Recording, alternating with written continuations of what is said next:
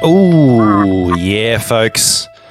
Take a load of that. I hope you really like that. How's that? I mean, it was pretty good, wasn't it? I do hope you agree because that was the latest single off the awesome WA band Car Park Social. One of their most recent singles, Here Come the Kids, which is off their brand new EP, which is out now. But before you go and rush off to check it out, I'm very, very, very pleased to have with me on the line all the way from WA, Daniel from Car Park Social. Daniel, how are you going today? Welcome to the show, first of all. Yeah, thank you, Daniel. How are you going today? I'm doing as well as I possibly can all things considering at the moment. But you know what? That's fine. I'm feeling a lot better now that we're chatting. Yeah. Firstly, congrats on the EP. It's really cool. It's good to see you've finally released it. It's the self-titled debut from you guys, isn't it? Yeah. Thanks very much. Yeah, it is. It's our first EP. We've done a couple of little recordings before, but this is the first one that we've put together as an EP, and really excited about getting it out there. Yeah, I'm going to say you guys are all based in Esperance, aren't you? Yeah, that's right. Esperance in WA. Yeah, no, I think I'll have to double check, but I wouldn't be surprised if you are the first Esperance band we've actually interviewed. So I've heard it was funny when we featured Blind, the previous single, like a few weeks back.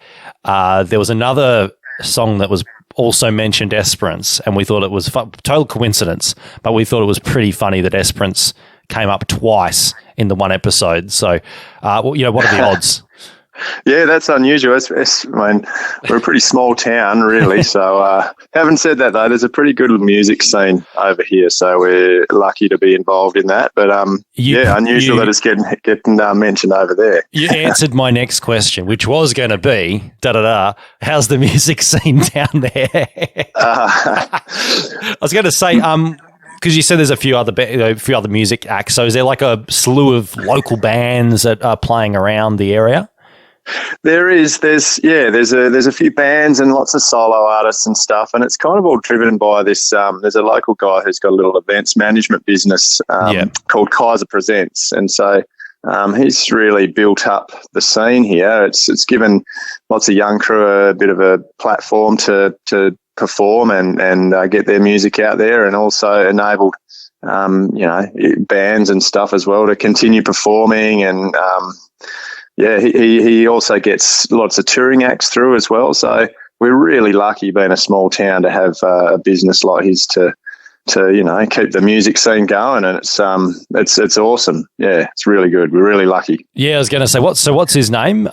May as well, mention names, especially if he does all the good work that you're saying.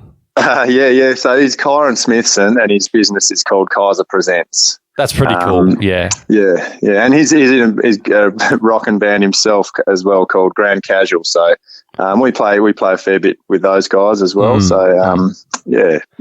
really good. It really seems to be a common theme with a lot of towns that have good music scenes. It's usually down to unless they've had like an ongoing history for it, like Tamworth or something like that. The towns that usually have, those smaller towns that might have a really good music scene, are usually due to one or two people or one business or one venue really, putting the town on the map as far as either having a local music scene or, cultivating local songwriting talent, or, having that venue, that touring venue that people want to play at because it's got a name for itself. Because, in this case, it's got the person that's that name behind it, that good reputation that's been built over it. So I've noticed that with a few different towns. It was the same with the town I grew up in. There was a few people that were like that, and I can think of a few other examples as well. So it's not that uncommon to hear about that. Oh, right, yeah. Well, yeah, I think we're pretty lucky to be living in a town where, Kaiser's just, it's, he's really selfless. He gets everyone involved.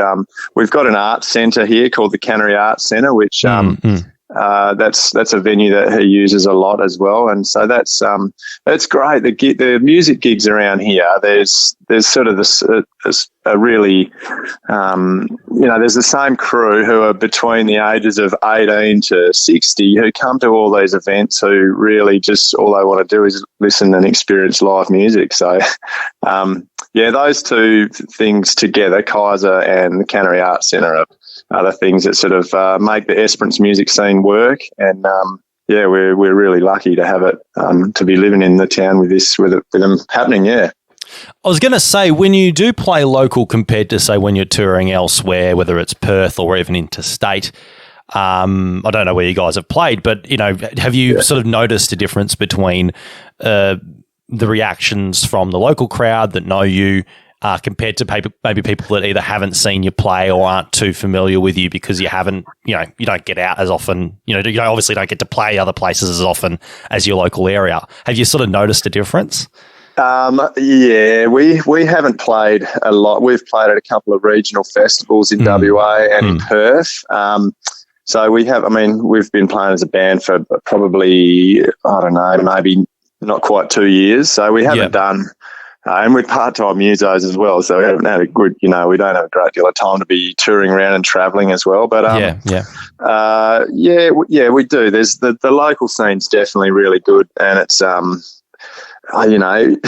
there's the odd time where we've played in a pub where there's a TAV or whatever, and it's, obviously there's not much atmosphere in those type venues, but like regional festivals and some of the sort of specific pubs that are set up for live music that have got the live music names that we played at in Perth. They've sort of been great events too, but look, definitely, the local crew, when they know your songs and they know who you are and they know that they're in for a good party when there's a show on, that sort of, enhances the atmosphere and makes it a better event. Yeah. Yeah. So like it's the night out sort of thing, let's make it a lot of fun. Yeah. Yeah. Yeah. Well, let's talk a bit about the EP because, that's what you're here for at the end of the day. Let's chat about the EP because you tell us a bit about where you actually recorded it, because it is it is pretty interesting, and I want to find out more. So, tell us, I guess the location or why you decided to record it where you did. So. Well, what happened is we had a few, we had a bank of original songs that we just wanted to get them recorded because otherwise they just disappear, And what happened last year? I guess it was just after I was probably in about May last year when everything was quietened down and all the borders were closed and everything. Our guitar player Paul, he really injured his arm surfing, and he couldn't work and he couldn't surf and he couldn't play music. And that's not an excuse. It was only one arm. You should have told him to play lap slide. That's it. Open tuning. He could have done some shakers or something, couldn't he? Yeah. No, use your use the what do you call it? Mine's gone black. Cast. That's it. Use the cast as like a slide. Get like a glass cast so you can just slide up and down the fretboard. We weren't actually allowed to get together at that time anyway.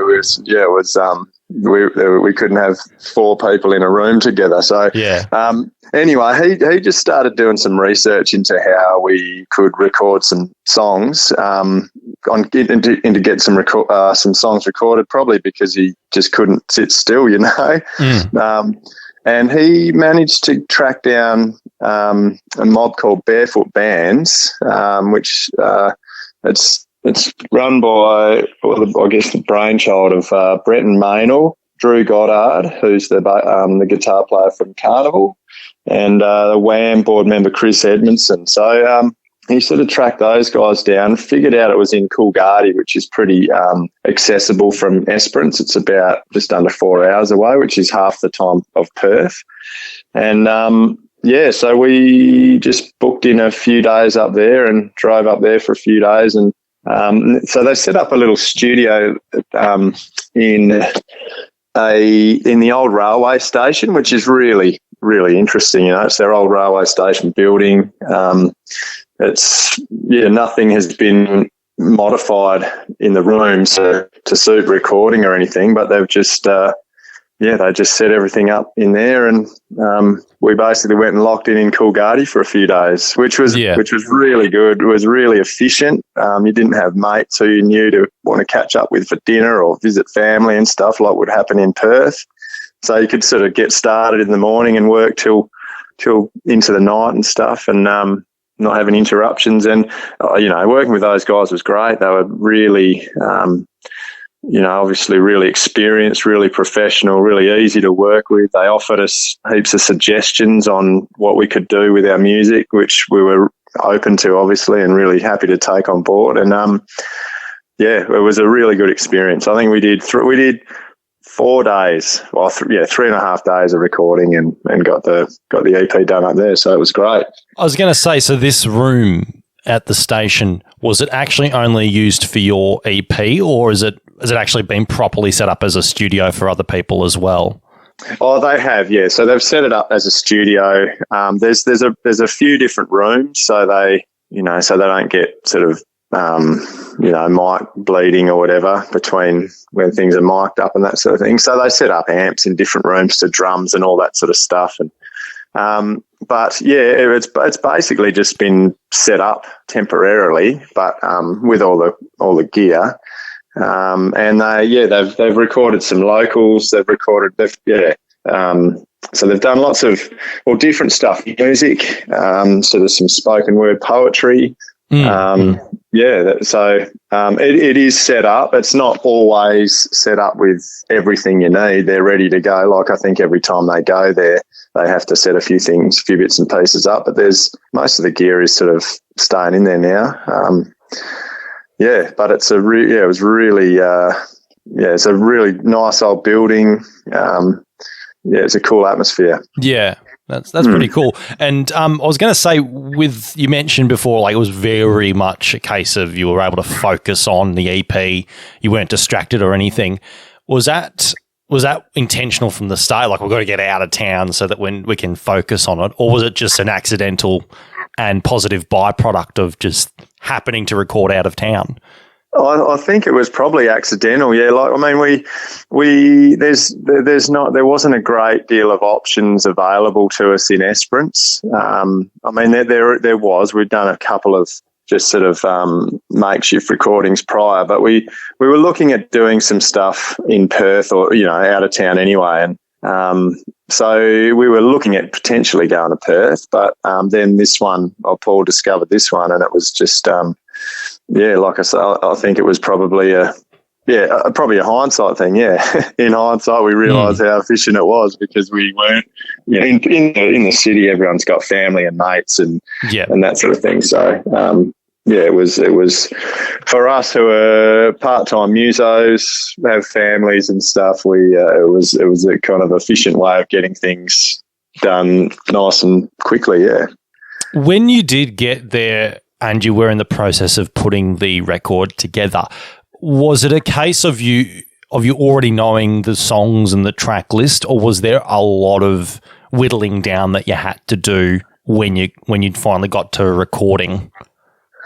Oh, we already knew the songs were well rehearsed. So we'd pretty much been playing 3 of the 4 songs that we did. We'd been playing for maybe a year. Or just over a year, and one of them had been sort of put together in the previous couple of months. But we were real familiar with the song, so we sort of did our scratch tracks all together, and then did our individual tracks off that. So it was we only made minor variations based on recommendations that the crew who were up there gave us. So it was I guess in answering your question, we did know the songs, and we didn't have to spend heaps of time sorting things out. We didn't have a track list though. We just sort of discussed that and worked that out as we did the recording. Yeah. Yeah. So you knew that it was going to be these 4 songs though you were going to put down on the release.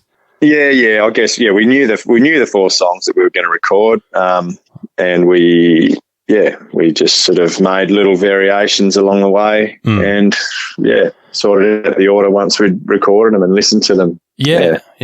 So I was going to say with the team that you had there helping you out, was with that, like, did you find that they taught you things that you might have not even considered or been aware of before going in?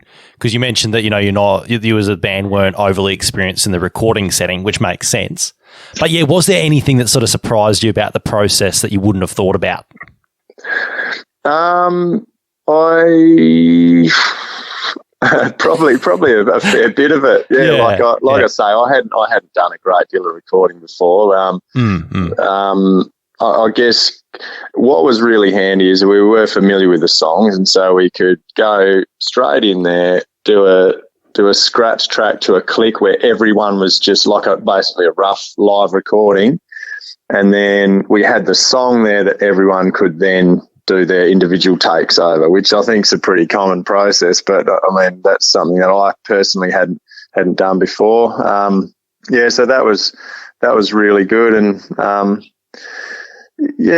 other than that, I think it was I guess set up as expected. We were able to track drums and bass together because of the building. They had they weren't like soundproof rooms or whatever, but they could have the bass amps in separate rooms to, so you didn't get mic bleed and that sort of thing, but they could be playing in the same room together. I was going to say because that isn't too uncommon to have the bass and the drums played together, and usually it would be because you need that strong foundation to, sound really tight. So I'm guessing that was the thinking behind that. Yeah, I think so. Yeah. The other one, which was really interesting, was because of the nature of the building. There's a big old, stone building and stuff with big rooms and high ceilings, and so reverb was totally taken out of any amps, or there was no reverb. There was just like the amps were mic'd up from the speaker, but then there was also a room mic as well to get that reverb, and so there was little bits of playing around with the sounds just prior to doing individual takes, but I mean that's where we're working with these guys who had all this experience, and they'd also done a little bit of recording in the building before as well. So and drums, I mean that because they had played, I believe drums are one of the most difficult things to get sounding right and sounding good. And these guys had done a bit of recording in the building before, so they knew the position of the drum kit. There's a certain spot in the drum room where they reckon it worked best. And so, we could sort of rock up there. They told us to set the drums up there, and that was it, So, and they sound great, the drum. Yeah, the whole recording, we're really happy with the whole thing. That's cool. Yeah, no, at least, I mean, at the end of the day, you want to make sure that you're proud of the work you've put in. So it's really good to hear that. Yeah, for sure. Tell us a bit I want to hear more about the story behind you guys, because you see you've been together and playing for a couple of years, which is really good. It sounds like you've got a really good, tight working relationship. How did the sort of the lineup start in the first place? Was it a case of did you get it right the first time, or was there a bit of swapping around before you got to that sweet spot? Well, Esperance is pretty small. There's not there's not a crew to be able to. Everybody knows everyone else's secrets. Am I right? Yeah. Well, initially it started with just Paul and I as a duo. So I was playing guitar and also some percussion with my feet and stuff. Okay. And was that the intention to start? Guitar. Oh, so was that the intention to start? You're going to go and do this duo thing?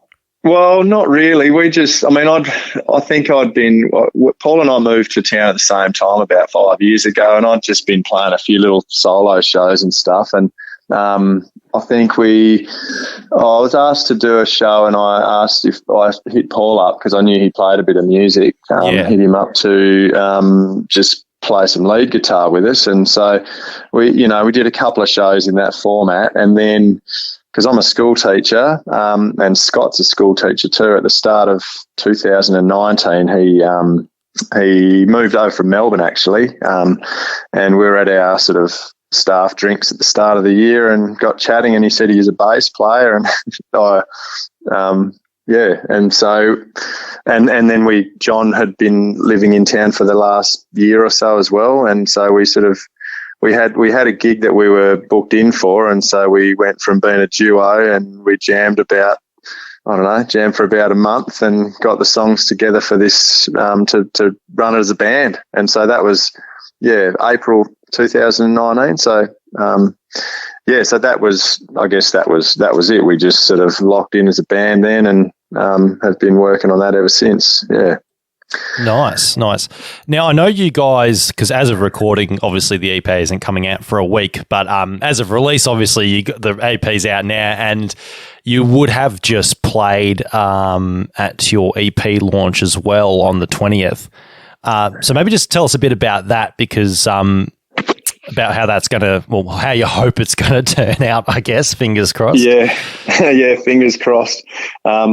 As of tomorrow, if there's no more cases in WA, then we go back to the stage 4 restrictions. So, what we've planned for is we've got a few people. So it's at the Cannery Arts Centre in Esperance, like I mentioned before. Kaiser has done the events, set it up as the event, and he's done the promotions and stuff as well as us. And we've got some supports who have had some involvement with the recording process with us. So we've got 13, who is the band that Drew Goddard plays drums in now. So they're coming down from Perth, hopefully. Another guy who had some involvement with the filming and videos up there called Trace. He's coming down for support. Chris Edmondson, the Wham board member who was involved with our recording, he's playing as well. And we've got another local guy, a young guy called Bodes, who has played a lot around here locally too. So we'll be all be playing on the night for the event. And we're hoping that, I guess we're just hoping that it's able to happen. But really looking forward to it. And so that's the same day as our EP is going to be launched or released on the 20th. Yeah. So that sounds like a lot of fun, and I reckon it would be an awesome show to go to. Hopefully, it all goes well too. Is there any other shows apart from that you'll be playing at in the coming months? So just after the long week, I don't know, do you get a long weekend I never know from state to state which long weekends people have, but no, I don't know. Anyway, there's a long weekend in WA on the from the 26th, so the 1st of March, I think. Anyway, it's always early March, but anyway, that's the weekend after our launch. There's a Nan-Up Music Festival over there, so fingers crossed again, but that festival runs, we're heading over for that. So we've got 3 shows at the Nan-Up Music Festival over the long weekend, and then that's all we've got booked in at this stage. Nice. So, but I guess a busy couple of weeks for us. Yeah. Yeah, nice. And if you're in the area, I guess go to the festival because that'll be this weekend as of release. So definitely go and check it out if you can. For sure. That's really cool. I want to chat a bit about the Focus single now, because we are going to be playing it soon. It is called, forgotten the name, The Captain and the Queen. So give us a little bit more info about this one, because it's one that it hasn't been released before the EP came out. It's one of the new ones. Give us a bit of a rundown on what it's about, and I guess how you put it together.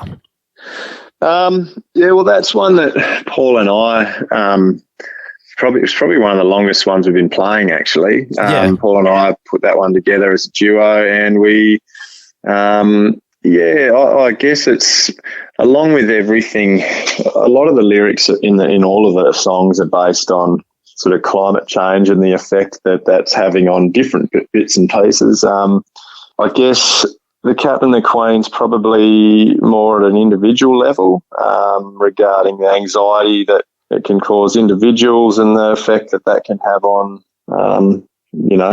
at a personal level and with families and close friends and that sort of thing. So, the whole climate change is a bit of a theme throughout, like I say, throughout all of my lyrics, and like I said before, throughout the EP too. So, I guess without being too negative and dark, it's something that I don't know. It's something that I write about and I feel pretty strongly about. So yeah. I was going to say, because you mentioned how you're a school teacher as well, do you think that perspective has influenced either your lyrics or the themes that you're writing about? Because you've got this interaction with the next generation. Do you think that has maybe, like, even if it's a unconscious effect, but do you reckon there is some effect going on there? Potentially. I mean, it's not an easy question to answer. I think so. I mean, you see the sort of there's I guess as a school teacher, then you can sort of I'm a design and technology teacher, so I'm a workshop teacher, so I can sort of the tasks that we're able to run are quite open ended, so you're able to, I guess, incorporate some things which could how am I going to say this?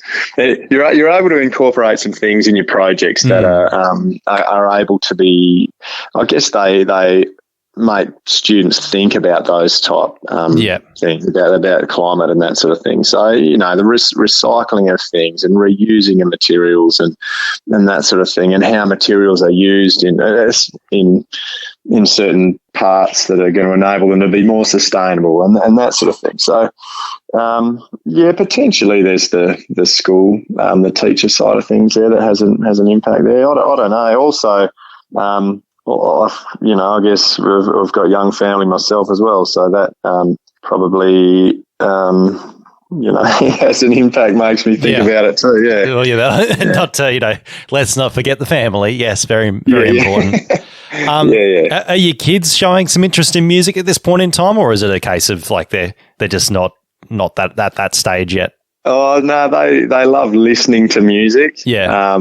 They love listening to the radio. They they love Vance Joy, which they love listening to Vance Joy. They like lots of proper musos more than my music, I think. But I'll get them. I'll get them there one day. One of these days. I've got a little drum kit at home, and they sort of bash around on that and like clicking pedals and that sort of thing. So it's I think it's good. It's good that they've got an interest in it. Yeah, no sleep lost yet on the drum kit. Oh no, no! I'm in charge. It's still my room. I'm in charge of that. Okay. Right? But, there's no drum curfew after 11 p.m. No, that's really cool. Well, I hope that the shows go really well.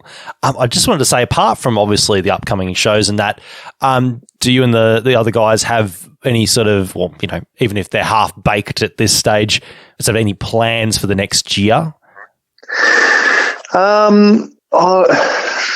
We've got some new songs as well, which we're going to be playing at the next couple of shows, and I guess we would love to look into recording them. Yeah. But we'll have to see what happens there. Like I said, we've all got different things going on with our lives, so it depends on timing for that. But we'd love to do that. Not really. Like we've got these next couple of shows coming up, and then we'll see what happens over the winter. I mean, I don't know what it's like over in Melbourne, but over here, obviously, it seems like the summer is the busier time with events and music and that sort of thing, and winter sort of slows down a little bit. So we're not too fussed about that. We're happy to sort of just work on jamming and rehearsing new songs and just winging it by the sounds of it. Yeah, that's it. Mixing our hobby with our normal work. Not that there's anything wrong with that. Sometimes you can get, as you say, accidental gold.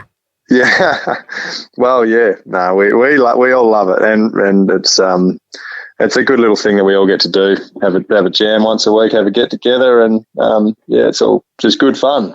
Fantastic, guys! Make sure you do give the whole EP a spin when you get a chance, wherever you get your music. Will you be selling hard copies of the release? So at our launch, we've got part of the ticket deal is getting everyone who attends the launch is able to get a CD. We've got a few CDs Nice. Sorted. And we've actually looked into getting some vinyl done as well, a few copies. But I guess the additional CDs that aren't sorted out at the launch will be available for merch at our couple of shows.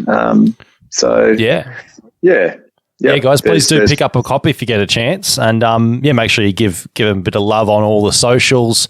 Check them out at Car Park Social, wherever you've got the social medias up.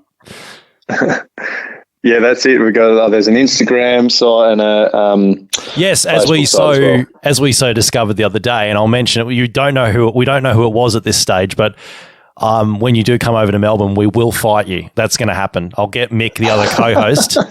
And we will have that. We will have that showdown. We've been promising. Okay, I've got nothing to do with any of our social media. Not my department. Yeah, I'll have words with the boys who have done that. Yeah. Hustle them up. We don't want to upset anyone. It'll be like that scene in West Side Story. You know, we can do the gang dance or whatever. Like the scene where I'm talking about where they're all greased up and they're doing this. Is it in West Side Story? With dancing around the basketball court or whatever it is. I don't know. I might be confusing it with High School Musical. It's definitely There's definitely one in High School Musical where they're all greased up, but they're in their high school jumpers doing a fight dance thing. So classic. You guys will have to work on your footwork, I think. Yeah, right. Righto. I'll be ready. Yeah, I'm getting my tapping shoes on. So, Daniel, thanks for coming in. Well, thanks for joining me today. It was good fun chatting and going into depth, especially about the recording process. Make sure you, as I said, go and check them out. And if you're in the area where they're playing, or if you see them play, make sure you go and do yourselves a favour and watch them play. But thanks again for coming in, Daniel. No worries, Daniel. Thanks heaps for having us, and all the best over the next week. Yeah, hopefully by the time this comes out, we'll all be A-OK. But we'll may as well not waste any time and play the new single. Do you want to give us the pleasure of introducing the song and reminding the good folks who you are and where you're from? All right, thank you very much, Daniel. We're Car Park Social, and this is The Captain and the Queen. Enjoy.